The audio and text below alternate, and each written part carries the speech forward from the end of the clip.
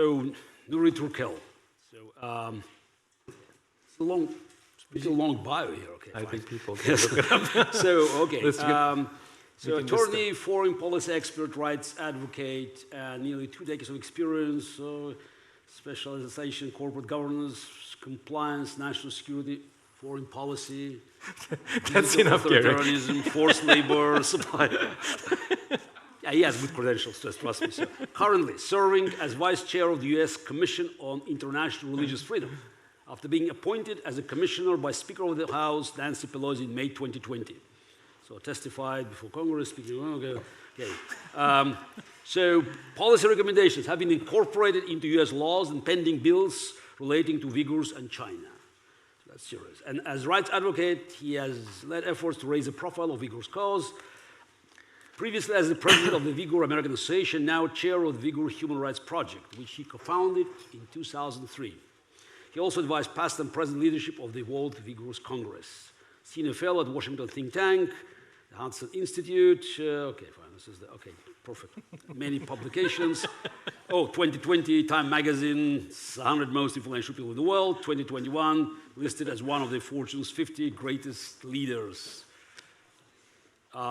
June 2021, received the inaugural Notre Dame Prize for Religious Liberty. Okay, so here we talk about your new book. Yes. So, and natural question, it's about your book. Why did you write this book?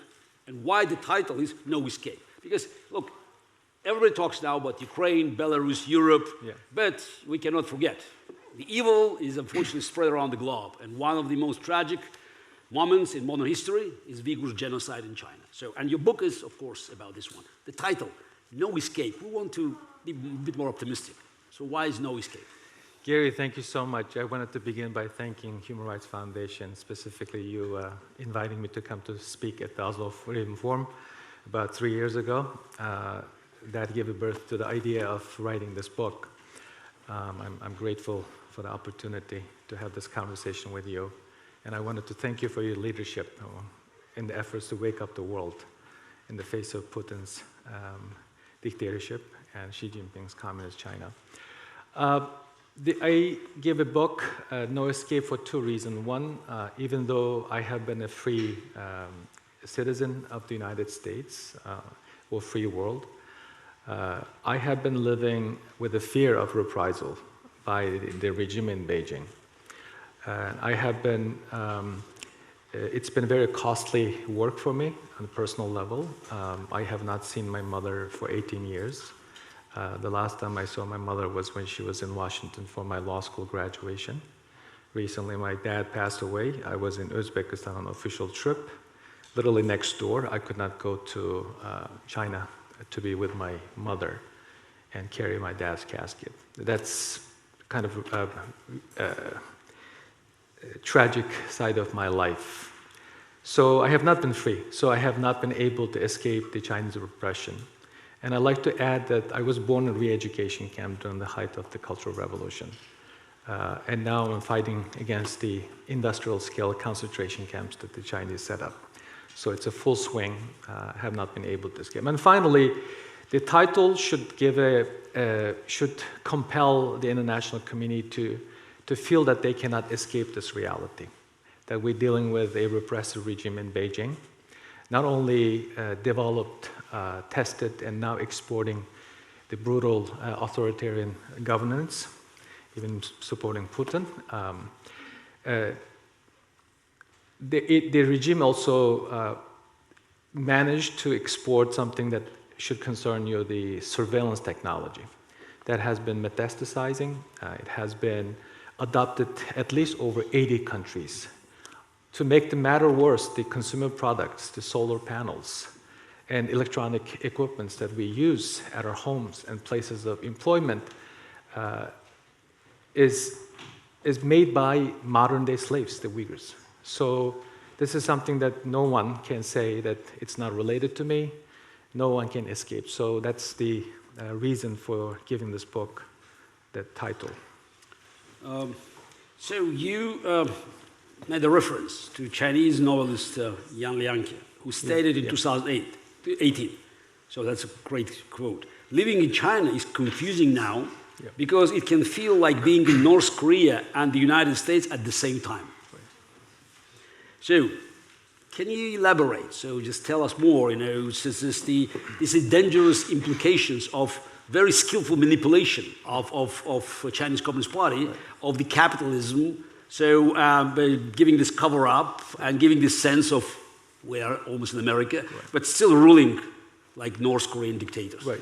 So as you may have been reading in the news, the Chinese Communist Party have created this Orwellian society, much like the one that has been told by George Orwell in 1984. At the same time, they allowed a handful of Chinese to become wealthy, just like the way that Russia, Putin allowed a handful of Russian citizens to become oligarchs, as we know.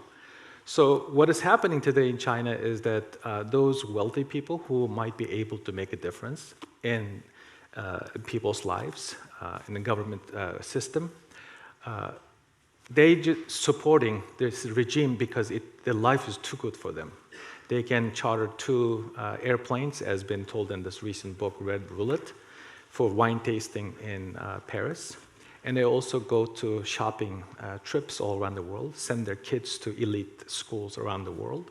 At the same time, they're not saying anything because they don't want to be part of that Orwellian system. It could be so quick for them to be facing the consequences. This makes this society, this country, so confusing, even a Chinese author likened to North Korea and the United States at the same time.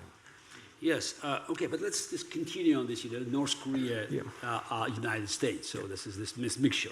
So you talked about the China's advances on AI. Yep. That's the huge investment. And I think that's a combination when you have the newest technology developed in the free world, but now being used by dictators for other things like surveillance. And what kind of impact, that's the Chinese active role, also stealing and developing further this technology, could have both inside China and also outside, because they use this technology effectively in concentration camps. Right.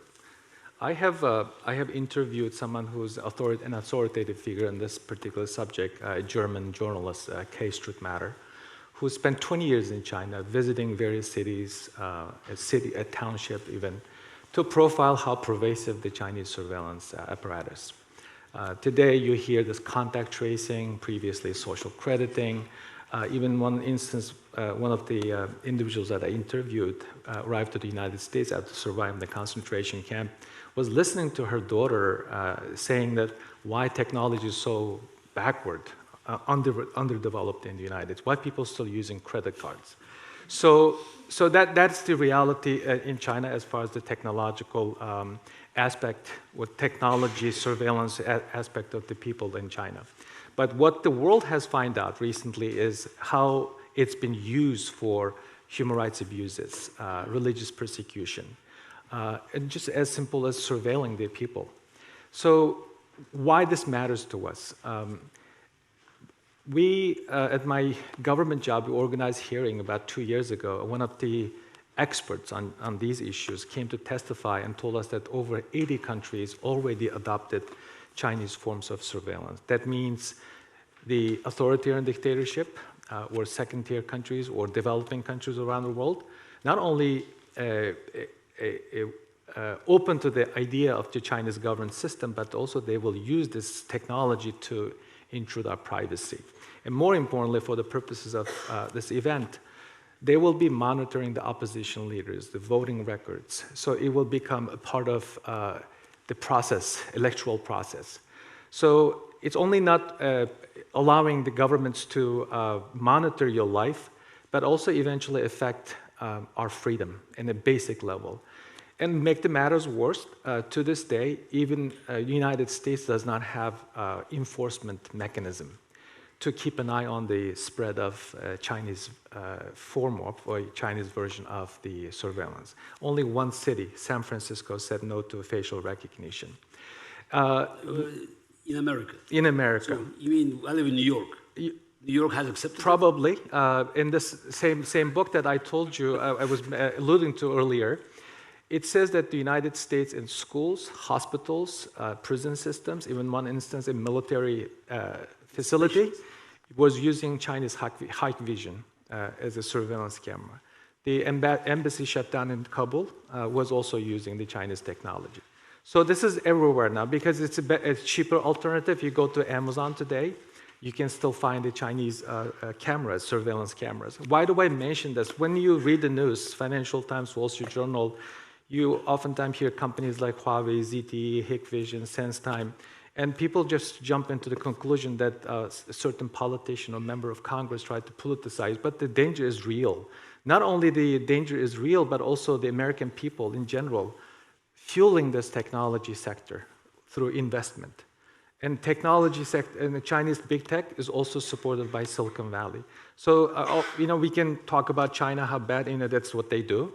But we have to ask ourselves, what are we doing to push back? What kind of a legal mandate? What kind of oversight that we put in place? What we do as citizens, as citizens of the free world, to push back. So this is one of the biggest, and also the unique aspect of the Uyghur genocide is the use of technology. Last year, the Biden administration added a Chinese military medical academy to its entity list because it was developing brain-controlled weaponry to be used for ethnic religious minorities in China. Okay, so now let's move to the main topic of the book, so the genocide. You wrote, for the first time since the heyday of the antebellum South, cotton slavery is once again poisoning the global economy on an industrial scale. Some say it's not politically correct, but that's true. Because I think while we're talking about injustices in the free world, in America for instance, many of these prominent critics, right, they turn a blind eye on real genocide, on something that is reminding of slavery of the 19th century. So, and as you said, it has real impact. This is not just, the minor event here and there. So we have millions of people in concentration camps, and their forced labor has been used by Chinese authorities to profit. But for them to export these goods produced in the labor camps, they need someone to import that. Right. And now let's talk about the other side. Right. Because I say, Putin succeeded in selling his top product, which in Russia was not oil and gas, but corruption. But in order to export corruption, you have to find someone on the other end to import it. So let's have a very, very open conversation about those in the free world that don't mind of buying these goods, investing in these industries, while being very active in the United States or Europe, talking about some violations that cannot be compared to the slavery and genocide that's being taking place in Xinjiang. Yeah. The ongoing genocide is unique because it has, as I pointed out, there's a technological aspect and also a political economy aspect. Even though the Chinese entities, supported by the state, enslaving the Uyghurs previously through agricultural labor. For example, my father spent 3 years in an agricultural labor camp while my mother was in a re-education camp. So this is something ongoing. This is nothing new. The only thing new is that the international community woke up to this brutal regime after the genocide started being carried out by the CCP. Today, consumer products, all the brand names that you can find in the stores, it goes from anywhere from Adidas to Nike, Patagonia, computer components that we use in our offices and homes, solar panels that we put on the roof to conserve energy, and now the batteries, ketchup. The next time when you reach out to ketchup, think about the Uyghurs who are making those ketchup, specifically Heinz ketchup. Campbell soup that you buy from the grocery stores. Because this Uyghur homeland is so rich in natural resources, for example, the rare earth, yes, and also the natural gas, the oil, all the agricultural products, and now the cotton. It's all in one area. In order to resolve China's labor shortage, you hear the term China alleviated millions of people out of poverty, but that came with a cost. How are they going to resolve this labor shortage? How are they going to continue to supply those consumer products to our stores? So they have to look to this vulnerable people. They initially locked them up in the camp, and then when the international community started criticizing, former governor of the region publicly said that all the students graduated. So graduation means from the camp, the concentration camp to the labor camps. I have profiled individuals who've been subjected to forced labor practices. I also have spoken to business leaders through my parallel life being a lawyer. And also, I have also spoke to the experts who have studied and profiled these issues. So based on credible reports provided to the United States Congress during the process of legislating Uyghur Forced Labor Prevention Act, the last December President Biden signed into law, anything comes from China to the United States could be presumably made by forced labor, Uyghur slaves, essentially. So there's a law put in place. It has not been fully implemented. The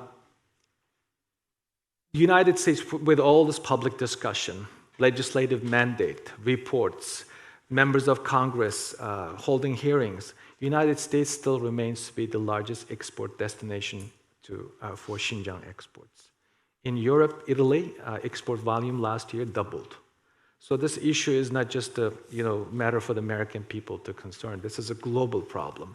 So anytime when you reach out to the shelf to buy cheap consumer products, or anytime that you're wrapping your baby with baby pajamas, if it's made of cotton, the chances of that being made by Uyghur slaves is pretty high, as documented. The next time when you're trying to buy your solar panel to try to conserve the energy, chances of that being made by this paramilitary entity, XPCC, is pretty clear right there. So this is why, as I pointed out earlier, no one can say that the Uyghur genocide is just a matter for the Uyghurs to concern. This is a global problem. If we don't stop this, not only we make the genocide convention that more than 100 countries, 150 countries sign on to, but also make the never again promise meaningless words that people like to say to make them feel good, but do nothing in return.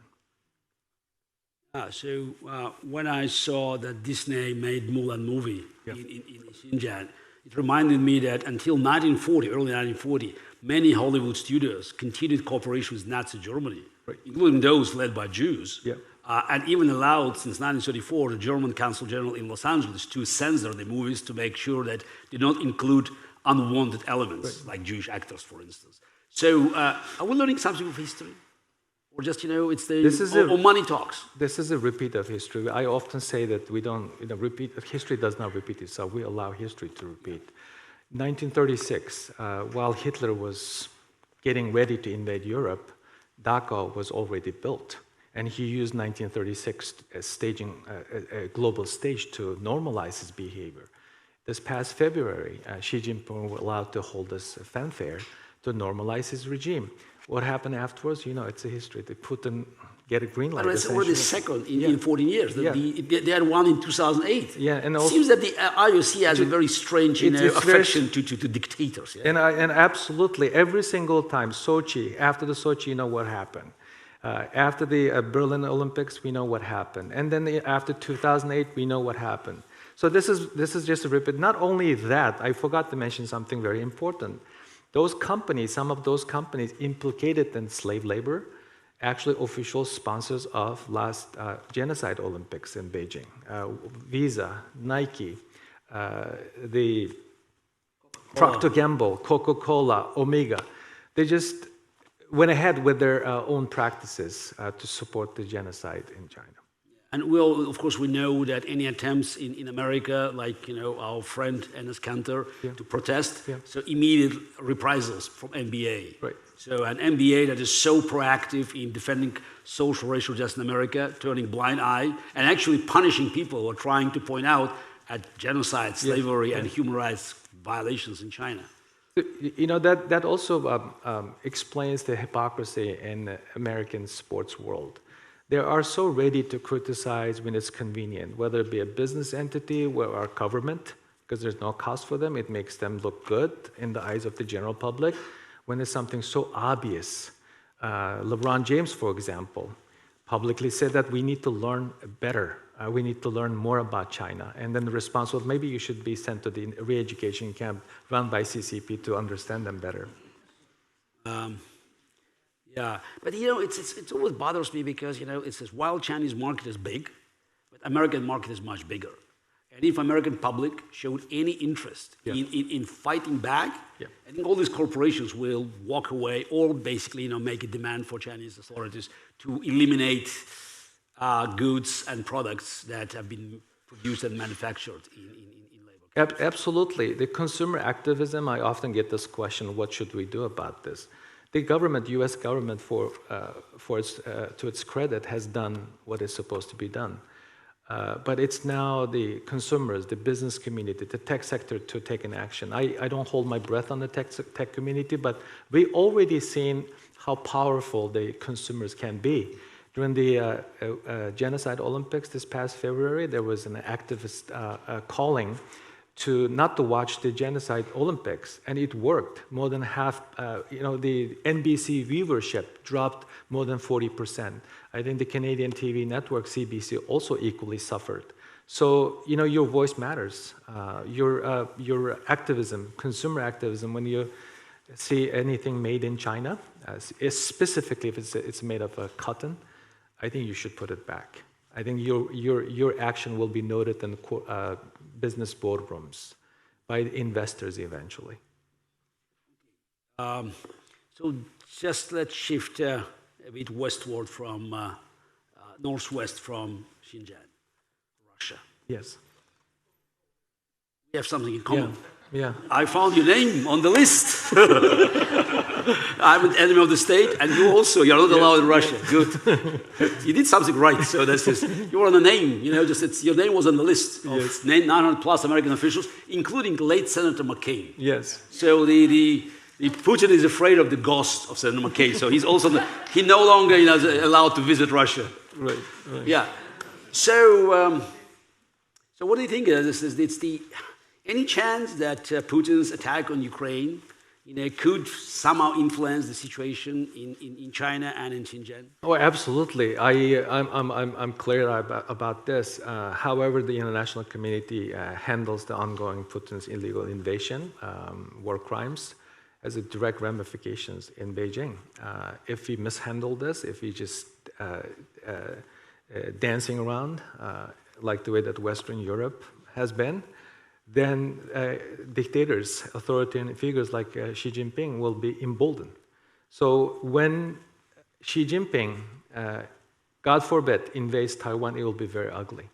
It will not be handled with sending javelins to whatever the supporters of the... Lately you saw, yesterday President Biden said there would be adequate military response to Chinese invasion. Okay. The White House walked exactly, back. Yeah, exactly. But it means that there's debate. Yeah. So we heard Biden talking about Ukraine, and you always heard his officials, which is amazing. Yeah. Right. Can you imagine when Reagan said "evil empire" in 1983, some of the White House officials saying no, he didn't mean it. So how long this official would stay in the White House? And also something very remarkably happening. Much to Biden administration credit, the Xi Jinping's China has received something very positive, which is that the Western liberal democracy is not dead. They invested so much time and energy in its disinformation campaign, trying to tell their own citizens in the home front and also their supporters around the world that the Western democracies will not speak out if something happens. They were looking for the demise of NATO. They were looking for the demise of the Western alliances. But now I'm not 100% happy the way that it's been handled. But that kind of powerful message, seeing the Western liberal democracies coming together, is a bad news for Beijing. And they are, as you can tell from their public statements, they are concerning about potential sanctions against China. For the support of Putin. They don't say it in public, so if you're looking for a public statement, you're wasting your time. This is not the regime will tell what is happening behind the scene, but through the sanctions that the US government has been imposed on them, through the public condemnation of their activities that affecting the American consumers' behaviors, Chinese business is already hurting. About 2 years ago, one of the major suppliers, Huafu, the name of that supplier, filed SEC kind of filing, complaining about losing $100 million, just one business entity. So they're already seeing the effect of, people often say, well, sanctions are not helpful, but it takes time to take an effect. Specifically, when you deal with the regimes like the one in Moscow and Beijing, sanctions and calling them out publicly are very, very effective tools. So I know we can see that China is very cautious now vis-a-vis Russia, so never recognized Crimean annexation, never supported invasion, so abstained in the United Nations when they voted on the resolution condemning Russia, and all Chinese clients like Kazakhstan, they're also taking this hands-off approach. Right. So it's working. Yes. So they are sensitive. Yes. Yeah, they pay attention, Absolutely. very close attention, when and if free world shows strength and muscles. Absolutely. You mentioned John McCain. There are two things comes to mind when I think of that great man. One, the Western liberal democracies cannot just use the dissidents like us when it's necessary, when it's convenient, and then just let them drown to hang when it's inconvenient. We have seen this repeatedly. This is why your job, your work is so important, to continue to call them out.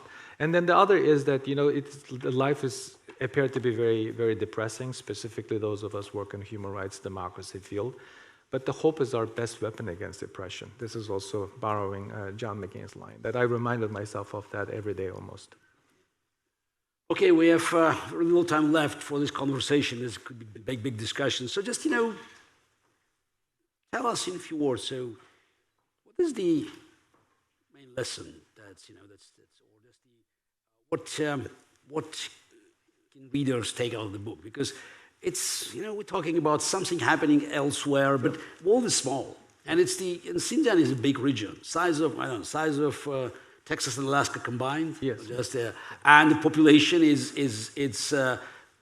nearly size 4 times the size of. Yes, yeah, it's more than Ukraine. Yeah. It's population-wise, it's what? Already 50 million, or just what was the? It's debatable. Debatable, but yeah. we don't know. But still, we're talking about something really sizable. Right. So this is so tell us. So this what we learn from that. So we understand we have to be proactive, but just give us your final thoughts. Let me just say that through the process of writing this book, something really surprised me, which is the similarities between Hitler's crimes and Xi Jinping's crime, specifically targeting women and children, using slave labor. The Uyghur population natural growth declined by 60% in 2019. From 2015 to 2017, there was also staggering decline. And then the Chinese embassy goes on public social media and says that they're helping Uyghurs to liberate, Uyghur women to be liberated from being a baby-making machine. And also there are 800,000 to 1 million Uyghur children have been forcibly separated from their families and sent to state-run orphanages. This is something that we have seen in the history. And also the other surprising aspect is the cost of appeasement. When we deal with a dictatorship, when we deal with the authoritarian figures. I'm part of the US government now, even though I'm speaking here in my personal capacity. I feel so depressed when I talk to some policymakers because they don't take human rights and religious freedom issues as a priority. It does not even take second, third tier in the talking points. So the same officials, same policymakers, always complain when things turn into genocide or humanitarian crisis. We don't have to see another genocide to act. So appeasement is bad. We need to include this in a broader policy discussions, broader human rights and democracy advocacy work, so we can prevent another war, another genocide, another humanitarian crisis. So there is always reason for optimism. Yes, absolutely. And it depends on us. Yes, it depends absolutely. on us, just to put all the pressure. Champion for change. Yes, exactly. We all have to be champions of change. Yeah. Nury, thank you very much. Thank you. You show the book. You should show the book. You show the book. So that's one of the modern stories that doesn't receive attention it deserves. Thank you very much, Nury, for putting lights on it. Thank you so much.